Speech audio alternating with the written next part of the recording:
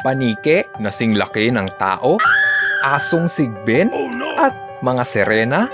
Ilan lang yan sa mga hayop na tampok natin for today's episode. Welcome back sa Free Thinking Pinoy Channel. Sa videong ito, pag-uusapan natin ang 10 hayop na madalas na napagkakamalang aswang o di kaya ay halimaw. Ang Pilipinas kasi ay tahanan ng ilang libong species ng hayop na hindi kilala o napag-aaralan ng publiko. Dahil dyan, maraming Pilipino ang nag-aakala na ang hayop na kanilang namataan ay isang uri ng halimaw. Bago tayo magsimula, ako nga pala si Nomer at tara, umpisahan na natin. Una sa listahan ay ang mga giant fruit bat. Naging viral sa internet ang mga larawang ito noong 2010 na pinagkaguluhan at nagbigay takot sa maraming netizen. Sa unang tingin, aakalain mong kasing laki ito ng mga tao. Mas lalong kinilabutan ang mga Pinoy nang malaman na sa Pilipinas kinunan ang mga litrato. Gaya ng paniking ito na nahuli ng mga sundalo somewhere in Mindanao kung saan makikita na may lapad na 6 feet ang pakpak. Kahit sa ibang bansa, ang mga paniki ay matagal nang naiuugnay sa black magic o di kaya ay sa aswang na nagkatawang hayop. Tingnan mo na lang ang pakpak, parang pakpak ni Jeepers Creepers. Kung tutuusin, wala naman tayong dapat ikatakot sa mga giant fruit bat dahil tanging prutas lang naman ang kinakain nito at wala silang interes sa dugo o di kaya ay karne. Next on our list ay isang hayop na maski ako ay kikilabutan kung makikita ko sila sa gubat. Ito ang mga flying lemur o mas kilala sa pangalang kagwang. Makikita ito sa Mindanao at ilang isla sa Visayas. Ang mga kagwang ay arboreal at palaging makikita sa taas ng puno. Upang makalipat sa kabilang puno, lumilipad ito sa paraan ng gliding. Dahil sa kanilang kakaibang paraan ng pagpapadula sa ere, maraming Pilipino ang nag-aakala na ang hayop na kanilang nasaksihan ay isang aswang. Mukha kasi silang aswang na maninila sa taas ng puno at naghihintay ng mabibiktima.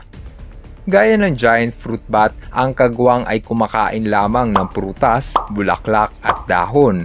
Napakalinis na diet para sa isang hayop na napagkakamalang aswang. Ang sigbin ang isa sa pinakasikat na anyo ng halimaw sa rehiyon ng Kabisayaan. Maraming espekulasyon na ang sigbin ay isang hayop na hindi pa natutukoy ng otoridad.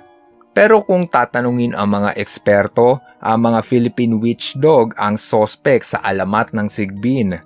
Mas kilala sa tawag na asong gubat, ang mga witch dog ay bihasang namumuhay sa kabundukan at masukal na kagubatan. Sa kanilang abilidad at galing sa pag-akyat ng puno, kayang-kaya nilang humuli ng ibon na paborito nilang kainin. Madalas din itong humuli ng manok o anumang maliit na hayop dahil sa kanilang predatory instinct. Ngayong 2021, halos wala nang naitatalang pag-atake ng sigbin sa mga alagang manok sa rehiyon ng Visayas. Sa tingin ko, ito ay dahil sa ang mga sigbin ay nakahanap na ng bagong tirahan sa piling ng mga tao. Ano sa tingin mo? Ang mga asong gubat ba ay ang kinatatakutang sigbin? Halos lahat ng sinaunang komunidad sa Pilipinas ay may istorya ng malaking ibon na nagbibigay takot at pangamba sa sinumang makakakita. Kung ako ang tatanungin, ang suspect sa malaking ibon na to ay ang woolly-necked stork. Ito ay may taas na 3 talampakan at wingspan na 5 talampakan. Dahil sa kakaiba nitong laki kumpara sa mga ibon na karaniwang makikita sa gubat, madalas itong mapagkamalang manananggal o di kaya ay tiktik. Kung hindi mo pa naririnig ang kanilang huni, narito ang kanilang audio recordings. Nakagigimbal ang kanilang huni lalo na kung hindi ka sanay sa ibong ito. Ano sa tingin nyo guys? Ito kaya ang suspect sa kinatatakutang tiktik? Gusto kong marinig ang inyong opinyon o kung meron man kayong personal experience sa kinatatakutang higanting ibon. Ang dagat na ata ang pinakakinatatakutang lugar dahil sa dami ng sekreto at misteryo na bumabalot dito. Isa na dyan ay ang sea monsters na hindi pa lubos na napag-aaralan ng mga siyentipiko. Ang pinakasikat na sea monster na pwede mong makita dito mismo sa Pilipinas ay ang mga oarfish. Sa unang tingin, aakalain mong sila ang maalamat na sea serpent na kayang kumain ng tao. Ang katawan nila ay kayang humaba ng 18 feet at tumimbang ng 300 kilos. Madalas itong masaksihan sa ilang probinsya gaya ng Surigao at Misamis Oriental. Kung tutuusin, wala itong peligrong dala sa mga tao dahil tanging zooplankton at maliit na isda lamang ang kaya nitong kainin at hindi ang mga tao. Nasa kalahati na tayo ng listahan. Sana ay marami-rami ka nang nakuhang libreng impormasyon. Medyo nakakapuyat gumawa ng video pero inspirado ako sa pagpapatuloy dahil sa mga taong nanonood tulad mo. Pindutin lang ang subscribe button sa ibaba ng video at bigyan mo na rin ako ng thumbs up. Maraming salamat sa pag-subscribe. Kung palagi kang nanonood ng kapuso mo Jessica Soho, malamang ay pamilyar ka sa susunod nating bida. Ito ay ang Asian Coal. Ayon kasi sa mga residente ng Duero, Bohol, sa tuwing maririnig nila ang huni ng ibon na to, may kakambal daw na kamalasan o di kaya ay kamatayan sa sinumang makakarinig. Dahil dyan, marami ang bumubugaw o pumapatay ng ibon na to upang hindi magkatotoo ang kanilang haka-haka. Kahit ilang beses nang pabulaanan ng mga siyentipiko ang kwentong bayan na to, marami pa ring residente sa liblib na lugar ang naniniwala sa kwentong ito. Ano sa tingin nyo guys? Totoo kaya ang kwento tungkol sa mga ibong ito? Let me know in the comment section.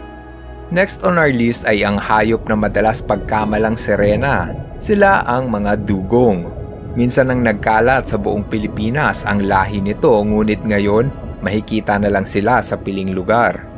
Madalas silang pagkamalang sirena dahil sa buntot nito at sa kanilang cute na muka. Masama ito para sa mga dugong dahil maraming probinsya ang naniniwala sa istorya na ang sirena daw ay pumapatay ng mga tao. Nagriresulta ito sa malawakang pagpatay at paghuli sa mga dugong na nagriresulta sa pagbagsak ng kanilang populasyon. Nakakalungkot isipin na dahil sa fake news, maraming inosenteng hayop ang pinapaslang dahil sa maling hinala. Ang susunod sa ating listahan ay isa pang isda na napagkakamalang halimaw sa laki. Ito ang mga giant mottled eel. Sa lawa ng Lakewood, Zamboanga, kinatatakutan ang lahi ng giant eel dahil sa kakayanan daw di umano ng mga giant eel na magpataob ng maliit na bangka at hugutin pa ilalim ang paa ng mga lumalangoy. Sa ganitong kwentong bayan ay mabilis na kumakalat at nanganganak ng iba't ibang bersyon. Pero kung tatanungin ang mga eksperto at siyentipiko, mukhang napaka-imposible na ang giant mottled eel ay aatake sa tao. Maliit na isda at alimango lang kasi ang kaya nilang kainin at kung tutuusin, sobrang mailap ang mga isda na to sa paglapit sa tao. Ang susunod ay ang hayop na maliban sa pinangingilagan, mas madalas ay inuulam. Ito ang mga Philippine warty pig o mas kilala bilang native na baboy ramo. Matapang ang mga hayop na to lalo na kung hindi mo irirespeto ang kanilang privacy. Ang mga baboy ramo ay nagtataglay ng matulis na ipin sa magkabilang pisngi na ginagamit naman nila pantaboy sa mga kalaban. Madalas ay may maririnig kang kwento-kwento sa probinsya tungkol sa malaking baboy na kulay itim at nanlilisik ang mata.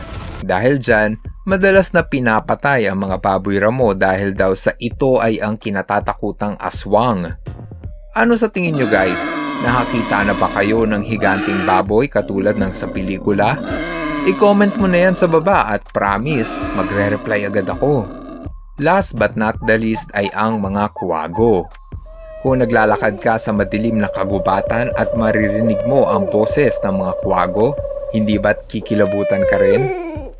Ang mga kuwago ay nocturnal at nagahari tuwing gabi. Malaki ang kanilang mata at napakatulis kung tumitig. Kaya din nilang ikutin ang kanilang ulo na parabang sa exorcist. Ang mga kwago ay madalas na naiuugnay sa masamang espiritu na may dalang kamalasan sa sinumang makakakita. Dahil dyan, madalas itong pinapatay o di kaya ay binubugaw palayo. Please comment down below kung nakakita ka na ng kwago at kung nakaramdam ka ba ng takot o pagkamangha. Ang Amazon Forest ang isa sa pinakamalaking gubat sa mundo na halos hindi pa nagagalugad ng mga tao. Ayon sa mga kwento, dito nagtatago ang mga undiscovered monster na umiiral sa ating mundo. Kaya naman maraming scientists ang patuloy na naglalakbay sa Amazon Forest para hanapin ang mga real-life monster na ngayon pa lang natin madidiskubre. Kung ready ka nang muling lakbayin ang Amazon Forest, tara na at saliksikin ang mga nagtatagong mythological monsters ng Amazon Jungle. Bago tayo magpatuloy, konting shoutout lang muna. Hello kay Kenzo at Kenji Cero. Shoutout kay AJ Migs Talay Regala, Paul Ashton Plagata, John Floyd Alcantara Cisnorio, Joram Balderrama Botor, Kian Raiko, and happy birthday kay Nikki Andrea at kay Jojo Diokino. Ngayon, ipagpatuloy naman natin ang kwentuhan sa mga misteryosong nilalang na matatagpuan raw sa gubat ng Amazon. Tutukan nyo ito at alamin kung ito ba ay totoo o katang isip lamang. Eto at panuurin nyo. Halos lahat ng kultura may alamat ng malaking halimaw na parang aswang at kumakain ng tao. Sa kaso ng Amazon Forest, ang tawag nila dito ay mapinguari. Naglalakad ito gamit ang dalawang paa at may balat na hindi tinatabla ng bala.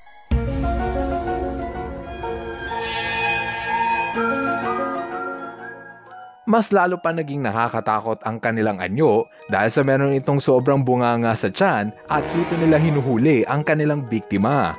Napakalaki rin daw ng katawan nito na may mabahong amoy na kahalintulad sa amoy ng bawang. Ayon sa mga sabi-sabi, nagtatago raw ito sa pinakamasukal na bahagi ng Amazon Forest. Pero kung ang mga cryptozoologist ang tatanungin, maaaring ang namataang mapinguari ng mga residente ay ang huling populasyon ng giant sloth. Ang mga giant sloth ay dati nang naninirahan sa Amazon Forest 11,000 years ago na ang nakalipas. Ayon sa mga nag-aaral ng Amazon Forest, maaaring giant sloth ang nakita ng mga tao at hindi isang klase ng halimaw. Ang mga giant sloth ay herbivore at tanging halaman lang ang kanilang kinakain. Ano sa tingin mo, may pagkakahawig ba ang giant sloth sa maalamat na mapinguari? Maliban sa Amazon Forest, ang ilog ng Amazon ang isa pa sa nababalot ng misteryo. Biruin mo, maski ang ilog rito ay pugad ng mga nakakatakot na hayop na pwedeng manakit sa sinumang lalangoy. Noong 2006, naging viral sa internet ang kuha ng litrato ng higanting ahas na lumalangoy sa Amazon River. Estimated na may haba ito na 50 feet. Maraming nag-identify sa picture na isa raw itong giant anaconda. Pero dahil ang anaconda ay kaya lamang humaba ng 29 feet, maraming cryptozoologist ang nagsasabi na hindi ito anaconda. Ito raw ay ang Titanoboa na pinakamalaking ahas na nabuhay sa ating planeta. Ang Titanoboa ay dati nang namuhay sa Amazon River 56 million years ago na ang nakalilipas. Pinaniniwala ang kaya raw nitong kumain ng dinosaur dahil sa kanilang laki. Ayon sa mga dalubhasa na nag-aaral ng cryptozoology, maaaring Titanoboa ang nakunan sa picture at hindi anaconda. Magpasa hanggang ngayon, marami pa ring lokal na residente ng Amazon ang nagpapatunay na may higanting ahas ang umiiral sa ilog. Sa lalim at sobrang dilim ng tubig ng Amazon, mahirap nga naman talagang alamin ang mga sikreto na dito ay nagtatago. Speaking of nagtatago, alam mo ba na may 3,600 species ng gagamba ang pwede mong makita sa bawat sulok ng Amazon jungle? Oh no! Ang ilan sa kanila ay sobrang liit, samantala ang iba ay kasing lapad ng iyong palad. Kung tutuusin, may mga kwento-kwento rin ng higanting gagamba ang posibleng namumuhay rito. Oh no! Ayon sa tribo ng Yanomamo, kailangan nilang protektahan ang kanilang komunidad. Ito ay dahil sa paniniwala na may higanting gagamba ang patuloy na umiiral sa Amazon forest magpasa hanggang ngayon. Nakakatakot naman talaga ang maka-encounter ng ganito kalaki na gagamba, ngunit ang ganitong klase ng nilalang ay nananatiling isang kathang isip lamang. Speaking of kathang isip, ito ang isa pang nilalang na hindi lang pala sa pelikula mapapanood. Noong 1541, nailathala ng Spanish explorer na si Francisco de Orellana ang kanyang natuklasan sa Amazon jungle. Ayon kay Francisco, nakita ng kanyang dalawang mata ang kakaibang halaman na di umano ay kaya raw kumain ng tao. Yan din ang mariing pinaniniwalaan ng tribo ng Kayapo na mayroong man-eating plant ang nananahan sa Amazon forest. Ayon sa mga kwento ng carnivorous plant, pinag-iingat ang mga tao sa tuwing naglalakbay sa masukal na bahagi ng gubat. Noong 1907, nailathala sa libro ng sikat na archaeologist na si Colonel Percy Fawcett ang kanyang nakita na siya ay nasa Amazon forest. Di umano ay nadiskubre niya ang sariwang yapak o footprint ng dinosaur. Tumaas tuloy ang spekulasyon na mayroon pa ring namumuhay na dinosaur sa Amazon forest na hindi pa natin natutuklasan.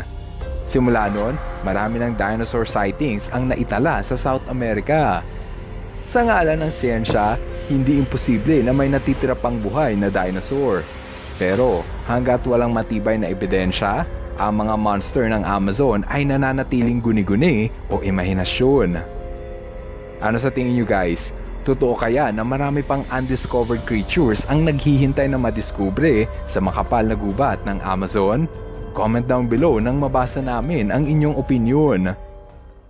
Don't forget to hit the like button para swertehin ka sa araw na to.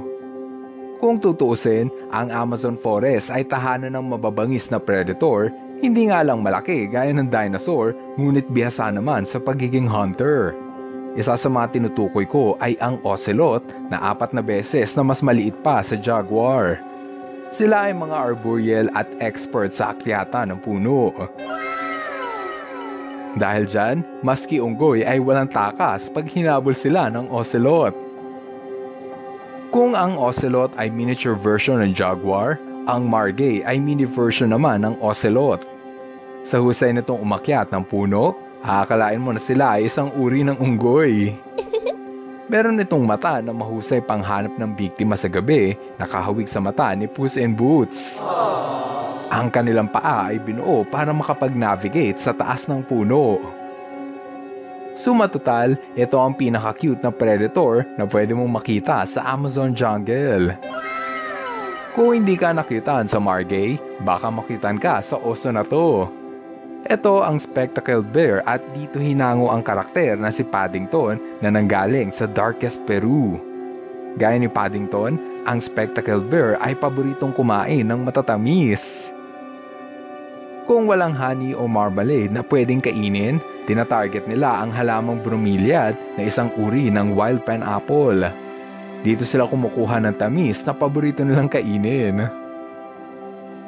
Ang Amazon forest ay sadyang nakakatakot na lugar kung isa kang bubwit dahil maski ang tarantula ay pwede kang kainin.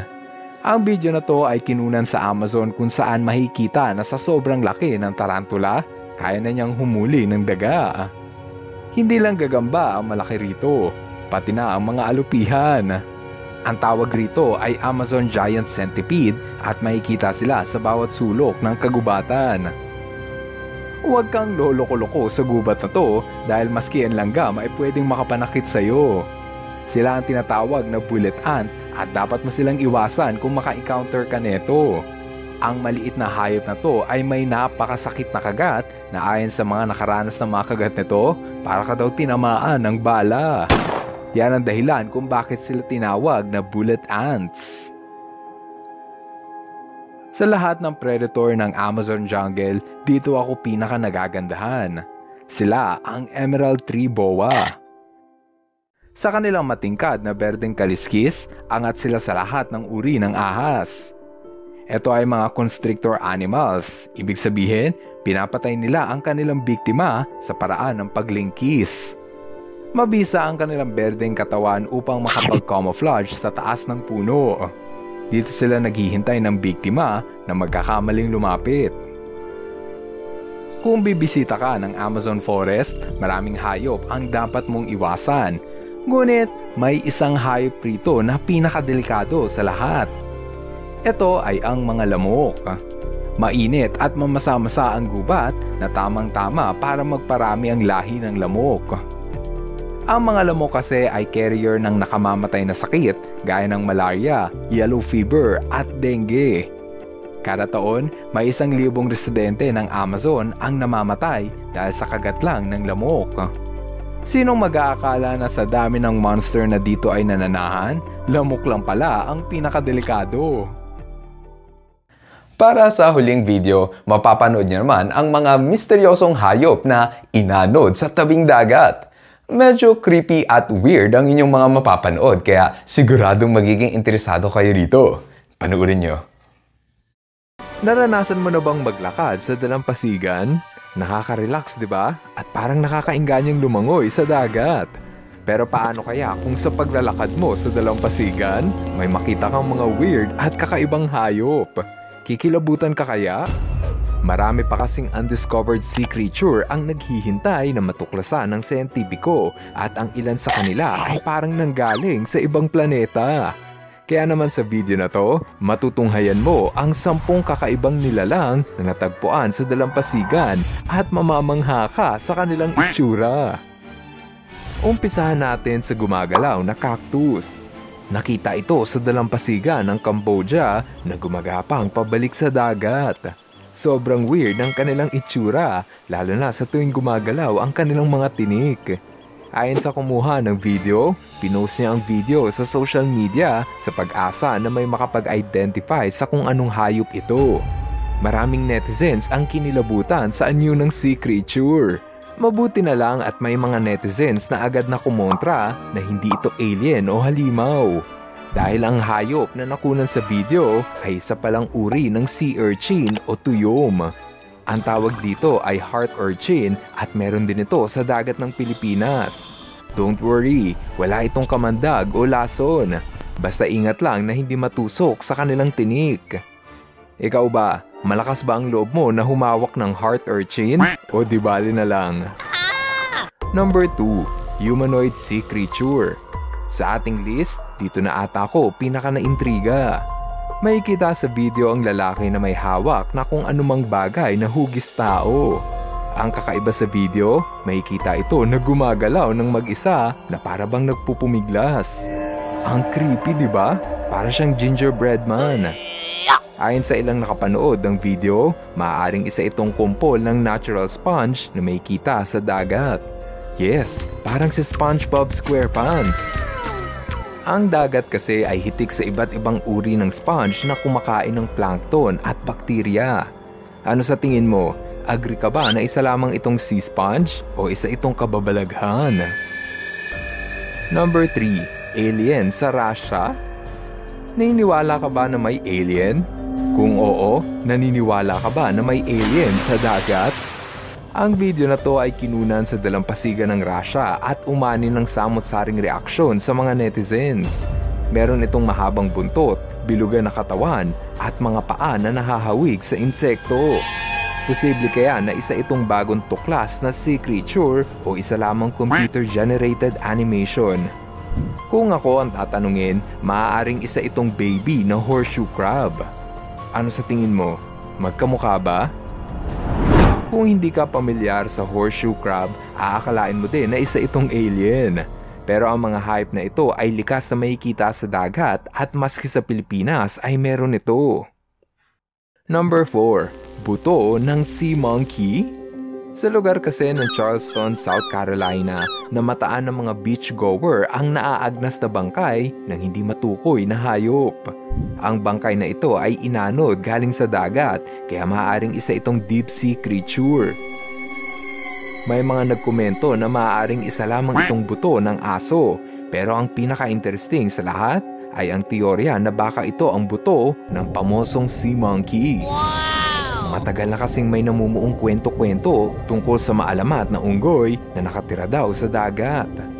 Ang weird ng theory, pero sa mundo na puno ng misteryo, hindi na ako magtataka kung totoo man ito.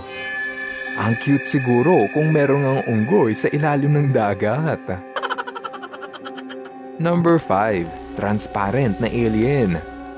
Dito naman sa next video, kinaaliwan ng mga netizens ang kakaibang nilalang na nakuha raw ng mga divers sa dagat. Maraming nakapansin na para daw itong bulilit alien na may ulo at katawan. Nag-viral ito sa social media dahil sobra silang na-amaze sa sea creature. Kung tutuusin, hindi naman talaga ito alien. Ang hayop sa video ay isang deep sea amphipod na nahahawig sa hipon. Ito ang mga cystosoma at nagkalat ito sa buong karagatan. Ito ang kanilang ulo at ito ang kanilang buntot. Ang kulay pula naman ay ang kanilang mata. Importante sa mga cystosoma ang transparent ng katawan upang hindi sila makita ng mababagsik na isda gaya ng anglerfish at ng kung ano pang halimaw sa dagat. Number 6. Anak daw ng dinosaur? Sa baybaying dagat ng Georgia, USA, nakunan sa video ang isa na namang bangkay ng hindi matukoy na hayop. Ayon sa kumuha ng video, nakuha daw nito ang kanyang atensyon dahil hindi raw ito kamukha ng isda o anumang hayop na nakatira sa dagat. Meron itong mahabang liig, palikpik na parang flipper, buntot na parang sa bayawak. Suma total, may haba ito na 2 talampakan. Umugong tuloy ang haka-haka na isa raw itong bangkay ng bagong silang na dinosaur. Nahahawig raw kasi ito sa dinosaur na plesiosaur na matagal nang na-extinct, ilang milyong taon na ang nakalipas. Sayang lang dahil hindi na ito nakuna ng DNA sample kaya hindi na natin makukumpirma kung ano nga bang species ng hayop ang nakunan sa video. Number 7. Misteryosong isda. Noong April 2022, pinost sa social media ang misteryosong isda na inanod sa Bondi Beach, Australia. Hindi maintindihan ang hugis ng katawan ng hayop at meron pang pouty lips na naiwang nakanganga. Pati ako, naguguluhan sa kung anong hayop kaya ito, kaya binasa ko ang comment section. Marami ang nagkomento na isa raw itong patay ng horned shark. Marami kasing species ng horned shark sa Australia at maaaring ang nakita sa dalampasigan ay isang deformed o baby shark na may abnormal na katawan kaya ito maagang namatay. Ano sa tingin mo? Agree ka ba na isa nga itong patay na pating o isang bagong tuklas na hayop? Number 8. Zuyo Maru Carcass. Sa lahat ng tampok sa ating listahan, ito na ata ang pinakasumikat sa kasaysayan. Ang picture na to ay kinuna ng mga Japanese fisherman sa dagat ng New Zealand, kung saan may kita ang naaagnas na katawan ng higanting hayop na ayon sa mga sabi-sabi, isa raw bangkay ng sea monster. Aksidente itong nakuha sa ilalim ng dagat habang umaandar ang kanilang trolling net. Sa gulat ng mga mangingisda, kinunan nila ito ng picture. Dito na nga kumalat sa buong mundo ang balita ng halimaw na binansagang Zuyo Maru Carcass. Kung titignan ng maigi, narito ang mahabang liig ng hayop at ito naman ang palikpik. Maraming nakapansin sa pagkakahawig nito sa pamosong plesiosaur na kapareho nga ng itsura. Noong 1977 pa nang pumutok sa balita ang tungkol sa Zuyo Maru Carcass at magpasa hanggang ngayon, ito ay nananatiling case unsolved. Wala naman kasing DNA sample o tissue sample na nakuha sa carcass na magkukumpirma sa identity ng hayop. Number 9. Bangkay ng sea serpent? O ito, paano kung sa paliliguan mong dagat ay may makita kang bangkay ng sea serpent? Lalangoy ka pa rin ba? Yan ang nangyari sa isang beachgoer sa Texas, USA nang makita niya ang bangkay ng di umano ay isang sea serpent. Mahaba kasi ang katawan nito at merong matutulis ng ngipin. Kung ang bangkay pangalan nito ay mukha nang nakakatakot, lalo na siguro kung makita mo itong buhay. May mga teorya na maaaring isa itong uri ng fangtooth snake eel na inanod sa dalampasigan. Ito ang itsura ng snake eel. Mahaba ang katawan at maraming pangil. Sakto sa bangkay na nakita sa Texas. Ano sa tingin mo? Agree ka ba na isang ang snake eel ang nakita sa Texas o isa itong bagong species ng sea monster? Last ay ang anak raw ni Godzilla. Nitong March 2022, nagimbal ang mga beachgoers ng Queensland, Australia na makita nila ang naaagnas na katawan ng unidentified sea creature. Meron itong buntot gaya ng sa kangaroo, katawan gaya ng sa pusa, at ulo na parang sa bayawak. Ayon sa ilang netizens, baka anak raw ito ni Godzilla. Sobrang strange ng bangkay na to at ang hirap tukuyin kung ano nga ba ito. Maraming nagkomento na maaaring labi ito ng kangaroo na native sa Australia. Maaari din daw na bangkay ito ng bayawak dahil kilala din itong lumalangoy sa dagat. Kung isa man itong bayawak o kangaroo o unidentified new species, hindi maitatanggi na sa sobrang lawak ng ating karagatan, siguradong marami pang hayop ang nagtatago rito. Yung tipong hindi pa nakikilala ng makabagong panahon. Maaaring mayroon ngang sea monkey o di kaya ay dinosaur. Kaya naman ang exciting pag-aralan ng dagat dahil sa dami ng misteryo na dapat bigyan ng kasagutan. Ka-FTP viewers, thank you so much sa panonood mo na aking video. Kung nagustuhan mo ang video na ito, subscribe na sa FTP channel. Don't forget to hit the bell button para updated ka sa mga bagong videos. Paalam!